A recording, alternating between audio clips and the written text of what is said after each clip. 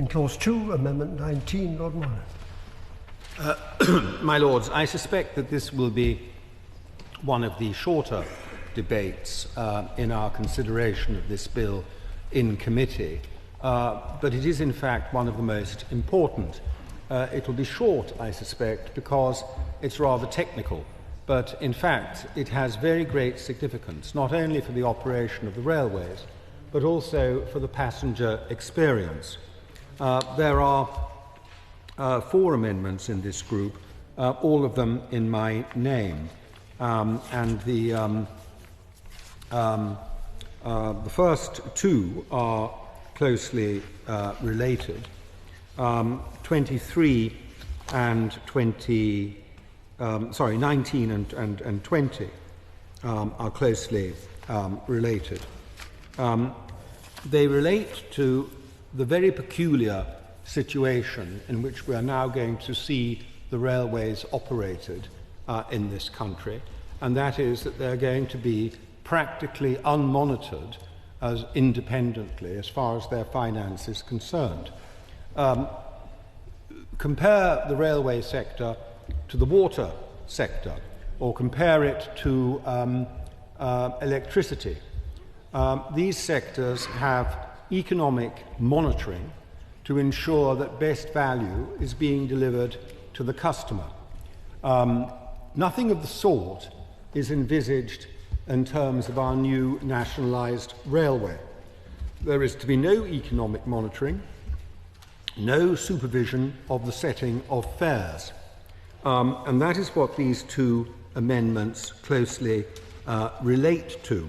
One is to do with charges to customers, that's Amendment 19, and the other is to do with the costs incurred by the utility. The railways are a utility, in fact, and that's how they're going to be run.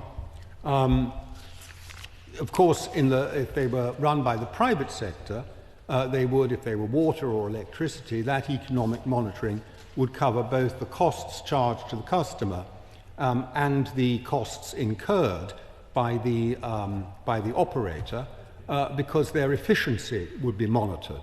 As I say, none of that is to be envisaged here.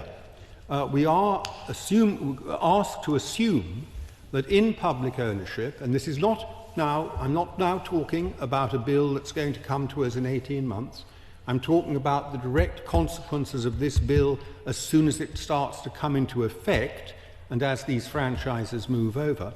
We're asked to accept that the government is going to set fares in a reasonable way that is not exploitative of customers.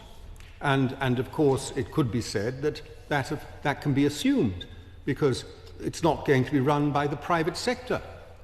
It's not going to want to gouge your eyes out. Governments don't do things like that.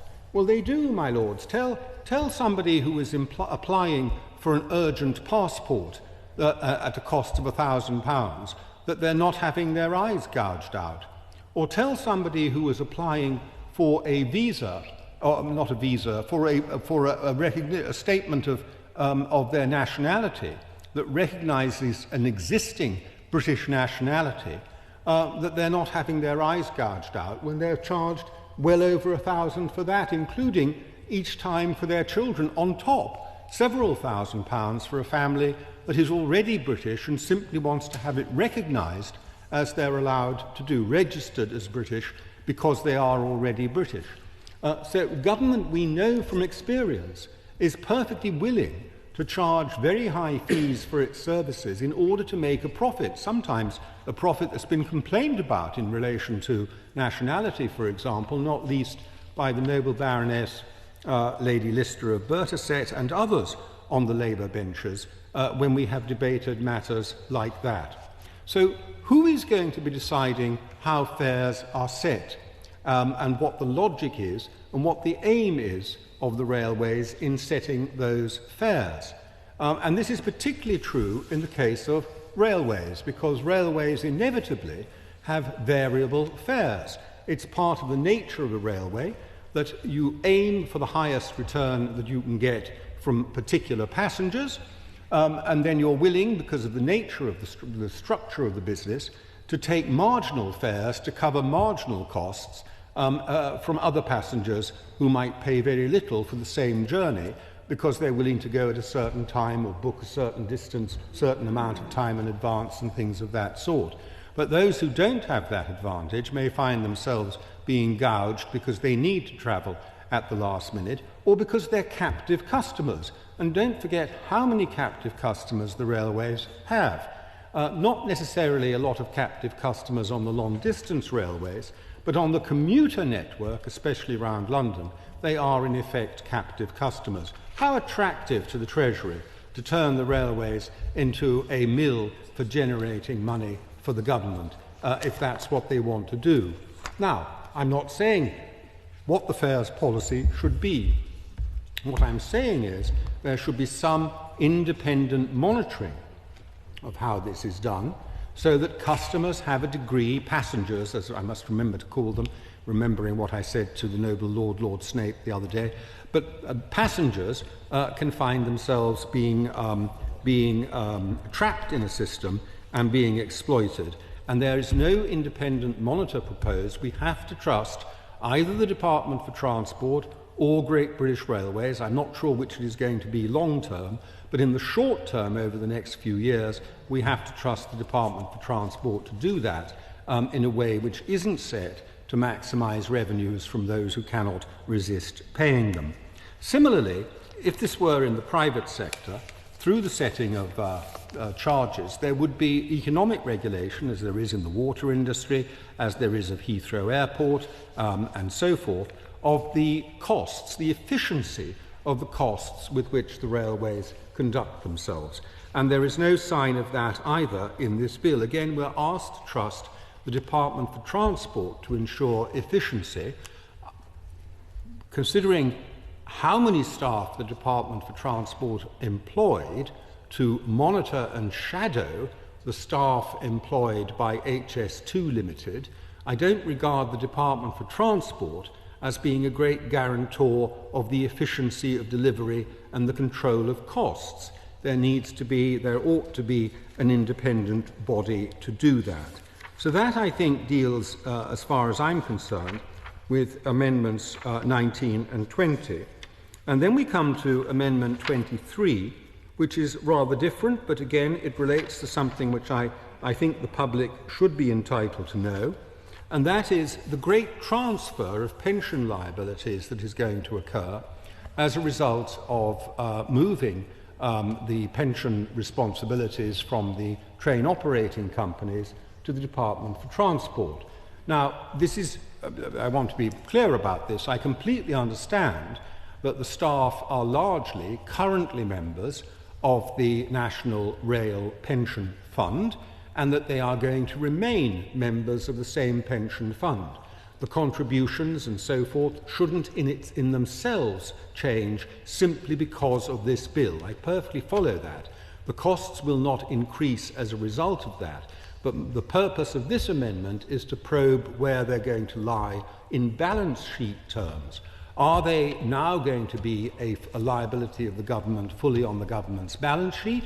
And what consequence is that going to have for the national debt? I think this is something that we should know, because obviously the railway pension scheme is one of the largest pension schemes in the country. These are not trivial sums we're talking about. They are very significant sums in terms of pension funds.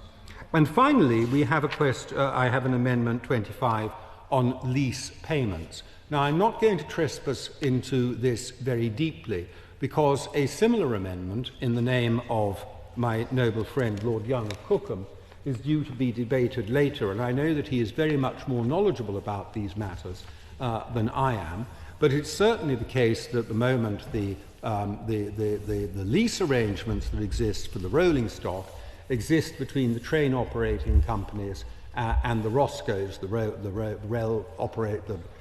rolling stock finance companies, the ROSCOs, and that's where the lease liability exists. Are these to be transferred to the government? If they are to be transferred to the government, again, where do they sit in balance sheet terms? What balance sheet effect does it have?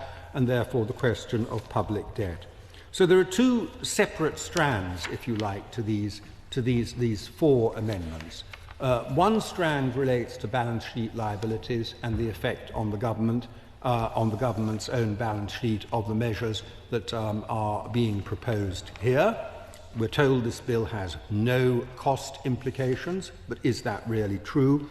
The others relate to how we ensure that the railways are properly and independently monitored to make sure that their charges, the fares they charge, are not exploitative in those circumstances where exploitation is open to them, and that their costs are efficient and that they're efficiently delivered. Simply saying that we should trust the government, trust the Department for Transport on this, my Lords, I suggest is not a satisfactory answer.